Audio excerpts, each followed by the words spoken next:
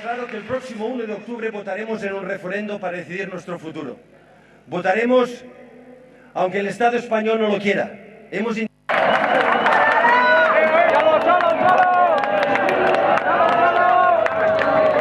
Hoy estamos aquí para dejar claro que el próximo 1 de octubre votaremos en un referendo para decidir nuestro futuro. Gabon, ongi etorriak gurean gaur albistegira, zuzenean ari gara Bilboko estudioetatik. Erabakitzeko eskubidearen aldeko aldarriak babes zabala jaso du asteburu honetan bai Euskal Herrian baita Katalunian ere. Gure esku dago pozik azaldua larun batean Bilbon egindako ariketarekin eta auzia bizirealitatetik arrazionaltasunera igarotzen ari dela azpimarratu du plataformak. Eta atzo Montjuiken milaka lagun bildu ziren datorren urriaren batean Katalunian independentziari buruz egitekoa den herri galdeketa auspotzeko. Ekitaldiaren amaieran Pep Guardiolak irakurritako manifestuak hautsak arrotu ditu Espainiar estatuan. Hauek eta beste bat gure lerroburuetan. Euskal Herria baik emaitza daunak lortu zituen atzo Frantziar estatuko hauteskunde legislatiboetan. Abstentzio altuarengatik markatutako pozetan Macron presidentearen En Marche mugimendua nagusi izan zen. Eta Ipar Euskal Herrian koalizioa abertzalea esan bezala hirugarren indarra izan zen, boto kopuruan igotzea lortuta Alderdi Sozialista eta Mélenchonek gidatutako mugimenduaren aurretik. Hainbat euskal presok EAJari luzatutako gutunei erantzuna eman di Antoni Ortuzarrek, Alderdi Jeltzaleko buruzagiak urrunketaren kontrako konpromiso eta ekinbidea azpimarratu du. Arratzaldean sortuk presoen auzia agendan sartzea txalotu du, baina 250 kilometrotarako distantzian presoen zenideek ere euren bizitzak arriskuan jarriko luketela ohartarazi du. Alabesek emakumezkoen futbol taldea sortuko du, Arrobi Alando eta Epe Ertainean elitean kokatzeko asmoarekin. 2017ko Euskal Herriko eskolarteko bertsulari txapelketako txapelduna Aroa Arrizubieta da. Aroa Arrizubietak historia egin zuen iraganden larun batean Zaran izan ere eskolarteko Euskal Herriko txapelketa irabazten duen lehen arabarra baita.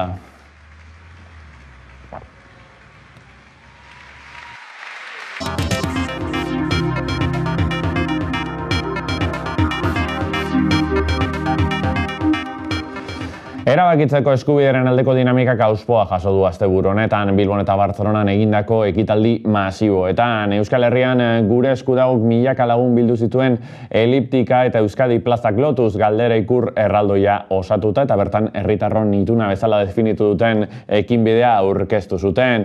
Katalunian berriz 40.000 lagun inguru alde bakartasunaren bidea babestu zuten atzo Montjuiken egindako mobilizazioan.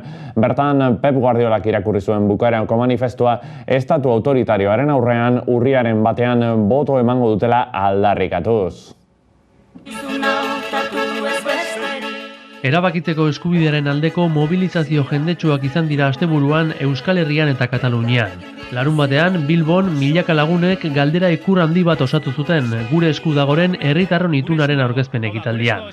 Katalunian prozesu subiranistan erabaki duten moduan, Euskal Herriko erakundetatik sortutako legalitateari lehentasuna eman barzaiola proposatzen du gure eskudagok herritarron itunean. Espainiako estatuak ez du mugarik gabeko erreferendumik egitea ahalbidetzen, eta dinamika hori eusteko eta prozesuan aurrera egin ahal izateko tokian taxututako legedia egitea eta baliatzea nahi du gure eskudagok. Idatzian ez da alde bakartasunaren bidea aipatzen, baina bai iradoki, naiz eta erabakitzeko eskubidea modu adostuan gauzatzeko borondatea azaltzen duen gure eskudagok. Burujabetza terminoare badakar herritarron itunak. Defendatuz gure herriaren etorkizuna erabakitzea Euskal Herritarri dagokigula. Horretarako tresna eraginkorrak antolatu eta herritarren esku jartzeko lanean jarraituko dutela azpimarratu zuen Angel Oiarbidek. Gure eskudago, hau da, gure eskudago esan genuen dela urte, etzala eslogan bat, etzala lelo bat, gure eskudago jarrera bat. Eta da, ikusle izatetik protagonista izaterako jauzi egiten den jarrera bat. Hori da, guk esan genuen hori dela urte, erakitzeko eskubidea, ez da abertzalen aldarrikapen soil bat bakarrik. Aldarrikapen demokrata bat, demokrazian oinarritzen den, ez da, aldarrikapen bat da, printzipio demokratiko bat. Nun sensible politiko guztik topo egiten duten. Bestalde, Katalunian, Carles Puigdemont gobernuburuak independentziari buruzko referendumaren data eta galdera ezagutarazi eta bi egunera mobilizazio jendetxo egin zuten atzo Bartzelonan. 30.000 lagun inguru irten ziren kalera erreferenduma defendatzeko ekitaldira. Pep Guardiola futbol entrenatzaileak irakurri zuen ekitaldiko adierazpena, katalanez, gaztelaniaz eta ingelesez. Erantzun posible bakarra, bozkatzea izenburuko agirian, Guardiolak azpimarratu zuen erreferendumean bozkatuko dutela Espainiako estatuak nahi ala ez. Avui som aquí per deixar ben clar que el proper 1 d'octubre votarem en un referèndum per decidir el nostre futur. ANC Kataluniako Biltzar Nazionalak, Omnium Kulturalek, AMI Independentziaren aldeko udalerrien elkarteak eta Sumatek antolatu zuten ekitaldia. Eta bertan izan ziren, besteak beste, Carles Puigdemont bera, Carme Forcadell Kataluniako Legebiltzarreko presidentea, Artur Mas gobernuburu ohia eta alderdi politiko ugaritako ordezkariak. Tartean, Joan Giner Podemeko ordezkaria. Demokrazia indar guztiekin defendatuko dutela azpimarratu zuten alderdi subiranizetako ordezkariek eta urriaren batean erreferenduma bai ala bai egingo dutela. Para decidir nuestro futuro. Votaremos aunque el Estado español no lo quiera. Ipar Euskal Herrian bestalde, Euskal Herria Baik emaitza onak lortu zituen atzo egindako Frantziar estatuko hauteskunde legislatiboetan. Abstentzio altuarengatik markatutako bozetan Macron presidenteren En Marche mugimendua nagusi atera zen Frantziar estatu osoan, baita Ipar Euskal Herrian ere, baina bertan koalizioa abertzalea hirugarren indarra izatea lortu zuen, boto kopuruetan igota eta Alderdi Sozialista eta Melenchonen mugimenduaren aurretik. Martxan nagusitu da Ipar Euskal Herriko 3 hautesbarrutietan eta eskuina izango du arerio nagusi igandeko Frantziako Asamblearako bozen bigarren itzulian. Duela hilabete presidentetzarako bozetan gertatu bezala, ibilbide luzea duten alderdiak zigortu eta berriak saritu dituzte herritarrek. Loiko Gexe, laugarren hautesbarrutiko hautagaiak argi du zergatik. Alors, comme je l'ai souvent dit, pour un parachutiste, être parachuté, c'est quand même une sacrée chance. Cette victoire ne m'appartient pas, elle appartient aux électeurs de la 4e circonscription. Garaipen hau ez da niria, mainan bozkatzaleena eni boza emanez, arrabiritze demokratikoa eta politikaren egiteko manera berri bat hautatu dute. Emmanuel Macronen aldeko zerrendak lehen postuan igaro dira bigarren itzulira 3 hautesbarrutietan. Laugarrenean eta 6garrenean errepublikanoak izango dituzte arerio eta 5garrenean berriz sozialistak. EH bai 3. zerrenda bozkatuena izan da eta 12.155 boto lortuta 2012ko kopuruak gainditu egin du. Parte hartzea jeitsi bada ere. Pozik agertu da horregatik Anita Lopepe koalizioko hautagaia. Gure emaitzak biziki konten gira, eskualeriko emaitzak soiten badira bigarren indar politikoa gira, Amarsen Gibelean eta Lazalen aintzinean, eta hainbat eskualdetan ere lehen posizionean, Baigorriko eskualdean, Ioldi Ostibarrekoan, eta gero hirugarrena beste batzutan, Garazin edo Siberoko parte batean, ordean emaitzak biziki una dira, bozko puruan irabazi dugu frango, eta ezkerreko indarren artean, argiki, urjundanik ere lehenak gira, beraz gure helburuak beteak dira. Errepublika martxan babesten duten zerrendek botoen 32% eskuratu dute lehen itzulian, eta 380 eta 430 ordezkari artean lort ditzakete bigarrenean. 577 osatzen dute legebiltzarra, eta beraz, bigarren itzulian atzoko emaitzak berrestekotan, eroso gobernatuko luke Macron presidenteak. Martxan eta Modemek osatutako koalizioaren atzetik geratu dira, errepublikarrak botoen 15%, Fronte Nazionala 13%, Intsumisoak 11%, eta sozialistak gainberan 7%.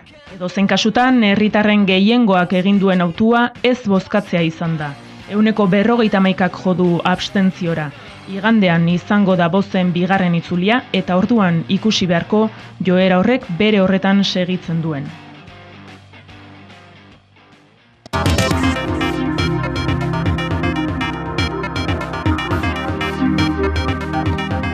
Giza eskubideen alorrari helduta, hainbat euskal presok EAJ-ari luzatutako gutunei erantzuna eman die Andoni Ortuzarrek.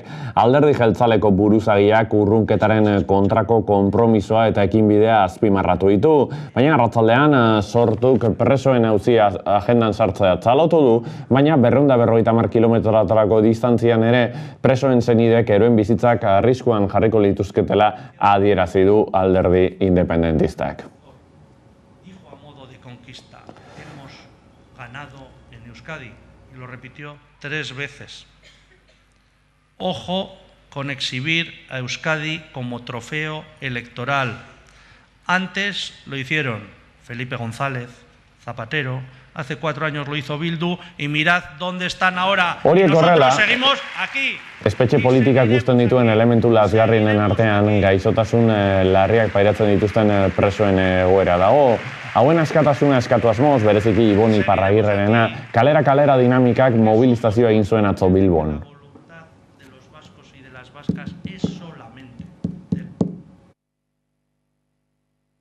Aste honetan, Ibon Iparragirre larriki gaixorik dagoen preso politikoa berriz ere ospitaleratua eta beste behin ere kartzelara eramana izan da. Ibonen egoera oso larria da eta bere bizitza arriskuan dago. Ibon kaleratzeko ezer egiten ez duten bitartean, Ibon heriotz zigorrera kondenatua segituko du. Baina Ibonek ez dauka denborarik. Zenbat ez dakigu, 2 hilabete, 2 aste, 2 egun. Bitartean gobernu espainolak bizi itxaropena 2 hilabetekoa izan arte preso politikorik ez duela eskatuko iragarri du.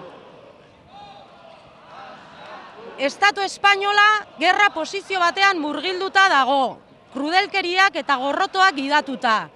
Derrota bat irudikatu nahi dute eta horretarako euskal presoak baliatzen dituzte.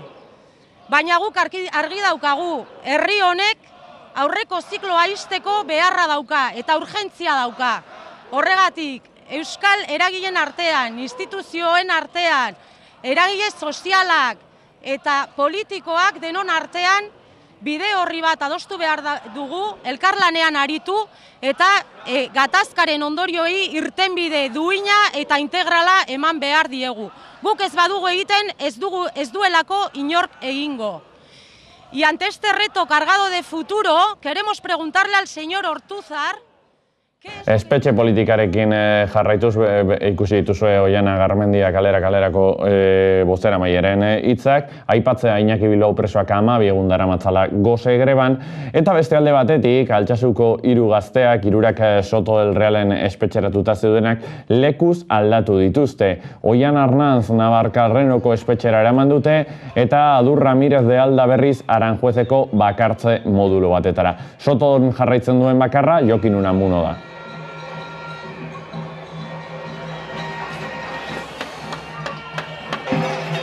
Hortxe dituzue, Altsasuko gazteak azke usteko egindako mobilizazio baten irudiak, eta esan da bezala, 3 Soto del Realen egotetik banatu egin dituzte, eta bat Aranjuezen, bestea Navalkarneron eta Jokin Unamunok kasuntan Soto del Realen jarraitzen du. Beste gai bati helduko diogu, izan ere 15 urte espetxean igaro zituen Mikel Etxeberria Iztueta ezker abertzaleko militante historikoa hil egin da. Frankismo garaian erbesteratua 1977an Euskal Herrira itzuli zen, eta 1988an Mexikotik estraditatu zuten. Orduan espetxean hainbat urte igaro ondoren, Beraztegin jaiotakoa Laudion zuen bizitoki eta 71 urterekin zendu da. Datorren ostiralean, arratsaldeko 7etan, omenaldi publikoa egingo diote Laudioko herriko plazan. Nolabait askatasun hori aldarrikatzen. Estatu zapatzailea.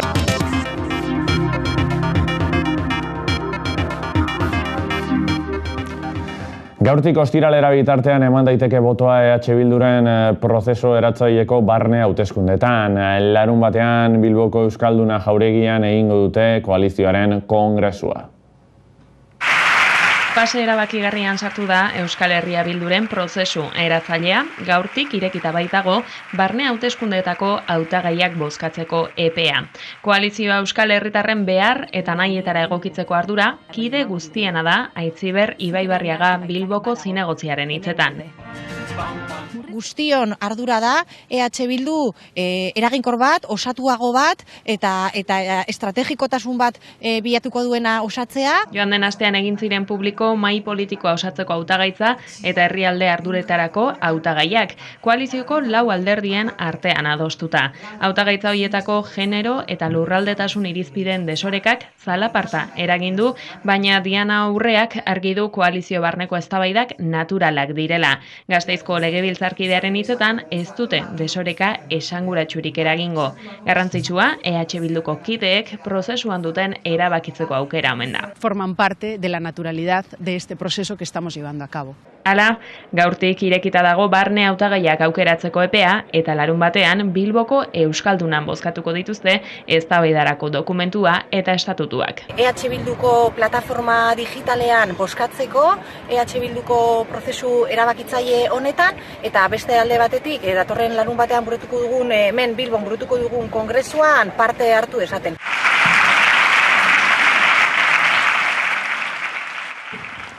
EAeko alderdi sozialistari dagokionez, Unai Ortuzarren aldekoek barne hauteskundeak bertan bera ustea eskatu diote PSOEri. Idoia Mendiaren ekipoak alderdi barruko baliabideak erabiltzen dituela leporatuta. Mendiak gaur egin du bere aurkezpena, PSEek hainbat alkatetza berreskuratzea helburu dituela aipatuta. Mendiak Arratxanda hautatu du bere agerraldia egiteko eta esan bezala 2015ko hauteskundetan galdutako hainbat udaletxe berreskuratzea jo ditu alderdiaren helburutzat, gogoratuz momentu honetan EAeko gobernu gehienetan presentzia dutela.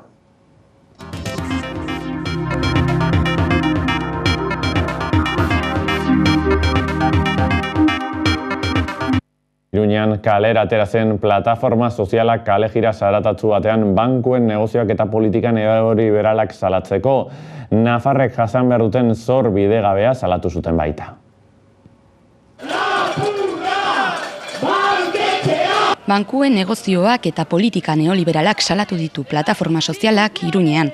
Izan ere, horien ondorioz Nafarroak jasan behar duen zorra, legez kanpokoa eta bidegabekoa da plataformak salatu duenez. €1.000.000 baino gehiago ordaintzen ditu eguneko Nafarroak, krisia baino lehen 5 bider txikiagoa zen zorrori. Bankuek beti irabazten duela azaldu dute eta beti galtzaile direla herritarrak. Kantzenaren eta bankiaren iruzurrak mahai gaineratu dituzte, besteak beste. Haien galerek eragin zuten milaka pertsonek bizitzan aurreztutako guztia galtzea. Ez dute zilegia ezten zorra ordaindu nahi eta beharrezkotzat jo dute zorraren auditoretza herritarra. Bankuak duela 5 urte erreskatatu zituzten. Gaur egun, politika neoliberalak direla medio, Nafarroak 3.460 milioi euroko zor publikoa du. Aurten, 387,2 milioi euro bideratuko dira zorra ordaintzera. Hau da, aurrekontuaren 10 eurotik bat, ehuneko 10. Askotan aipatzen da zorraren handitza izugarri hau jende normalaren errua izan dela. Geure aukeren gainetik bizi izan garela, eta politika sozialek defizital sortzen du dela, alegia. Hau gezur borobila da. Beraz, zergatik hasi da horren beste zorra? Alde batetik, bankuen negoziazio eta etengabeko hazkunde eredua zorraren hazkundearen eta euren onuretan oinarritzen delako, eta bestetik interesak erabat hazten doaztelako. Hau da, hain zuzen ere, Comtosek azaltzen duen arrazoietako bat. Aurreko zorraren berfinantziazioa. Beste arrazoiak fiskalitate eskasa eta HTA dira. 5 urte betetzen dituen bankuen erreskateak 60.718 milioi euro kostatu zaio Espainiar estatuari. Zilegi ezen zorra ordainerazten digute, jasaten ditugu murrizketa erreforma guztiez gain. Iruñean jarraituko dugu aldaketa politikoak 2 urte bete dituen honetan La Pamplonesa musika bandak ez du ekainaren 18ko Corpus Christian parte hartuko eta horren harira UPNek egin duen showa salatu du EH Bilduk. Pamplonesa Iruñeko musika bandak ez du ekainaren 18ko Corpus Christian parte hartuko, eta horrek UPNren haserrea eragin du. Izan ere, hartzapezpikuak bandari ordaindu beharko lioke, kontratu aldaketa bat izan baitzen iragan irailean Iruñeko udalaren eta Pamplonesaren artean. Iruñeko udalari UPNek leporatu dio sektarismo politiko zartutako erabakia dela, eta Iruñeko tradizioaren aurka doala. EH Bilduk UPNren adierazpenak gezurtatu ditu. Gaur eginiko hiri eta administrazio harremanen komisioan eztabaidatu dute gaia eta EH Bilduko Maider Belokik azaldu du aldaketa urrun dagoela sektarista izatetik. Entiendo que nadie en esta ciudad se puede manifestar en contra de que de la actuación del Corpus Christi, que estaba cerrada en contrato anteriormente, se supla por el desfile del privilegio de la Unión. Ese es el cambio, María. Un desfile civil, un desfile religioso por un desfile civil. Ese es el cambio que ha habido. Horrez gain, UPNek egin duen showa salatu du Maider Belokik. Izan ere, aspalditik iragarria zuten erabakia eta bi astean UPNek ez du ezer ere ezerran. Es mucho mejor callarse todo el mundo la boca, esperar a la semana antes, abrir portada en Diario de Navarra el domingo y montar el show. Claro, es que eso es mucho mejor, el montaje, que es lo que hemos tenido este fin de semana. Nafarroako hiriburuan jarraituko dugu izan ere uda gainean daukagun honetan eta beroari aurre egiteko asmoarekin. Iruñan hainbat herritar Arga ibaiera hurbiltzen hasi dira. Udaltzaingoako hartarazi du hainbatek bertan dauden zubi eta igarobidetatik jauzi egiten dutela eta oso arriskutsua izan daitekeelakoan neurriak hartzen hasi dira. Uda garaia gertu da, temperatura beroak ere iritsi dira eta hainbat iruindarrek Arga ibaira etortzeko autua egin dute. Bada, Iruñako udaltzaingoako hartarazi du ibaiaren maila baxua dela, hainbat harri daudela eta aski arriskutsua izan daitekela bertan dauden zubietatik jauzi egitea. Azkeneko asteotan Arga ibaiaren inguruetara joateko joera hartu dute hainbat herritarrek, baina horietako anitzek gazteek batik bat jauziak egiteko ohitura hartu dute.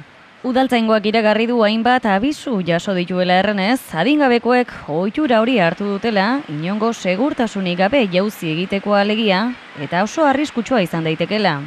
Horrekin ohartarazteko patrulla desberdinak bidali dituzte asteburuan Arga ibaiaren ubidean dauden zubi eta igaro lekuetara eta datozen egunetan ere tentu zibiliko direla iragarri dute udaltzaingoek gaiaren inguruan. Nafarroan bertan errekatik errepidera egingo dugu salto izan ere Nafarroan Lodosa eta Lizarra duen errepidetik iritsi zaigu asteko irudirik esanguratsuenetako bat. Bertan gidari batek hartutako irudietan ikus liteke nola Guardia Zibilaren patrol batetan Guardia Zibiletako batek patrolaren atzeko partean igotzea erabaki omen du eta esan bezala asteko irudirik bitxienetako bat da, Lizarra eta Lodosara doan errepidean ikusitakoa eta gidari hauek errapatutakoa eta sare sozialetan sekulako oihartzuna izan duena.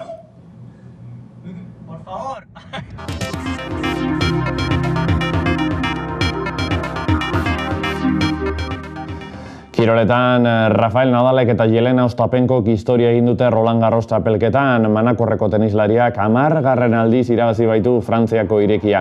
Orotara, 81 partia jokatu ditu Parisen eta horietako 79 irabazi ditu Nadalek. Zifra ikusgarriak dira eta historian Grand Slam gehien irabazi dituen bigarren jokalaria bilakatu da.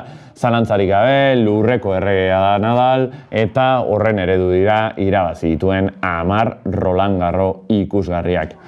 Jelena Ostapenko gazteak berriz pronostiko guztiak hautsi ditu. 20 urte eskasekin letoniarrak bere lehendabiziko Grand Slama jokatzen zuen aurten Parisen eta baita irabazi ere, 1987 geroztik ezen horrelakorik suertatzen, orduan balentria Gustavo Kuerten brasildarrak egin zuen, garaipen honekin Ostapenkok mundu mailako zerrendan 12. postura egin du salto. Futbolean, Alavesek bere kirol egituraketan aurrera urratsak ematen segitzen du, eta horiek horrela emakumezkoen taldea sortuko duela iragarri dute gasteiztarrek.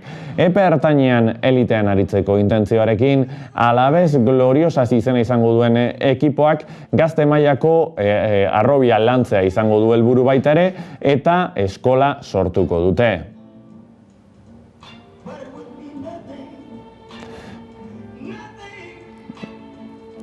Fitxaketei dagokionez, Braulio Kirol zuzendari berriaren ailegaera behin konfirmatuta, Osasunak plantilla egituratzeari ekin dio. Diego Martínez entrenatzaile berriaren fitxaketarekin, baliteke Angel Rodríguez aurrelaria ere Iruñera ailegatzea. Bukatu berri den denboraldian, Angelek 21 gol egin ditu Zaragozarekin, kategoriako 3. golegilerik onena izanik. Hortxe daukazue Angel bere aurkezpenean.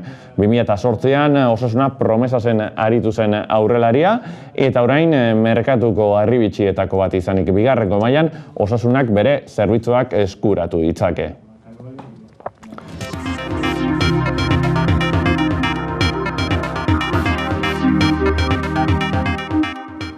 Talde gorritxoarekin jarraituz, bihar 9:30 aurrera Nafarroa gaur debatea zaio berrian Osasunaren egoera sakon aztertuko dugu hemen 11 telebistan, eta futboletik eta kiroletik kulturara egingo dugu salto, izan ere emakumeen eta nazioarteko zinemaren 31. erakusgarria hasi zen ostiralean Iruñean baita ere. Golem Baiona zinemetan emate dituzte filmak aste osoan zehar, eta emakumeek zuzendu dituzte, eta emakumezkoen historiak dituzte oinarri.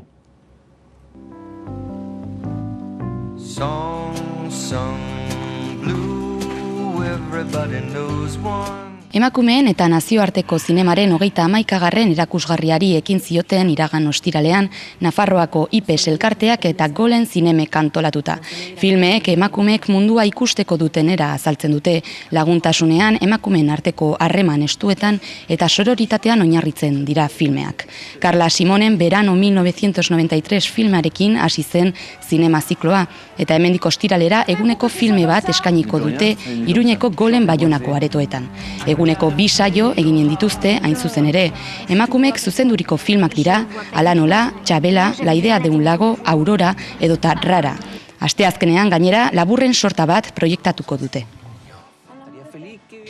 1987tik antolatzen du urtero emakumezkoen zinemaren erakustaldia IPES elkarteak Golem zinemekin batera, helburu nagusi batekin, nazioarteko emakume zinemagileen lanak erakustea eta zineman emakumeen islari erreparatzea genero ikuspegi batekin.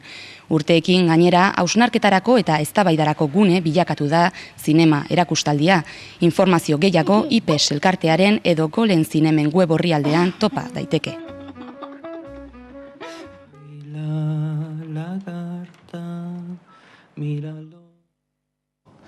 Aroa Arrizubieta, gogoan hartu izen hau ez baita entzungo duzuen azkeneko aldia izango. Larun batean historia egin baitzuen Zaran Euskal Herriko eskola arteko txapelketa irabazten duen lehendabiziko arabarra bilakatuz. 2017ko Euskal Herriko eskolarteko bertsulari txapelketako txapelduna Aroa Arrizubieta Barredo.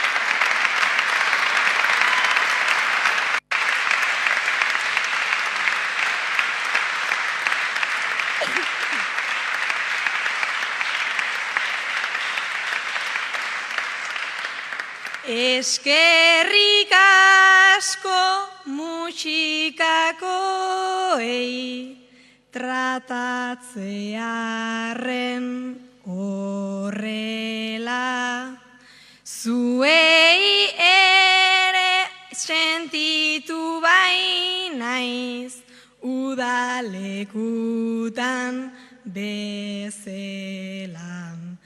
Familiakoei klasekidei ezin zen izan bestela, ta kritikatu gaituzten denak izorratu daitezela, arabar batek lortu duela Euskal Herriko txapela. Larai, larai, larai, larai, Euskal Herriko txapela.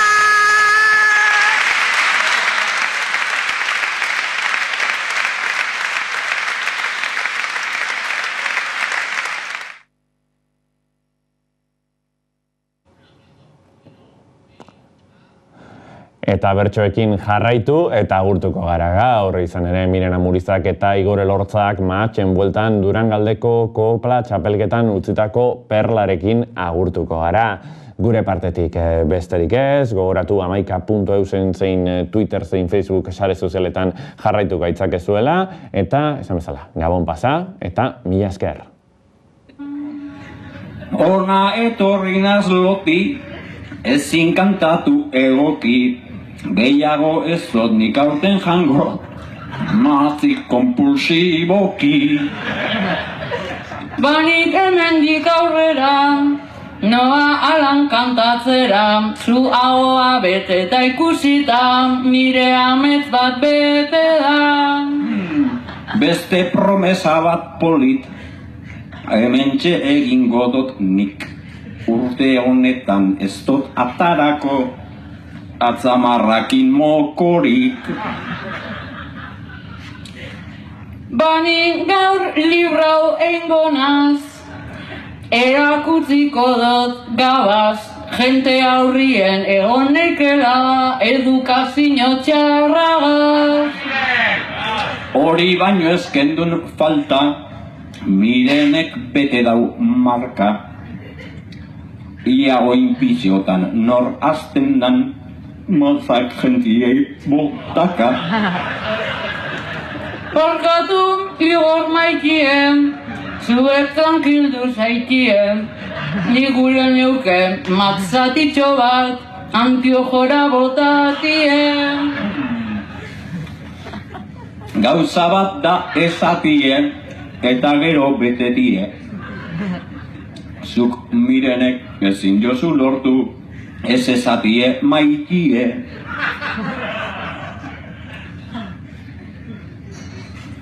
Behin holtza hontan soltauten, aitortuko dut kantauten, igerten jaku haue beteten nor daudenak kostumbraute. Ulertu dut zer dinozun, ta ze idea dekozun, baina azkena nire moduen ia holan eiken dozun.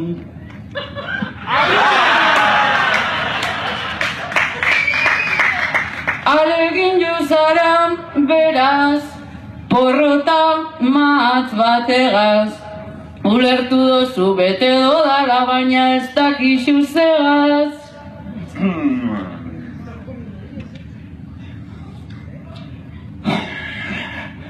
Idea dabil hortik xier, nok azertauta nok iger.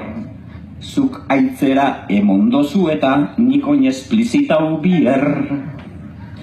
Amaituko dut oi hainbaten, ta arazer otu jaten, ia aurrenguen jarten gaituen, Ferrero Rocherrak jaten.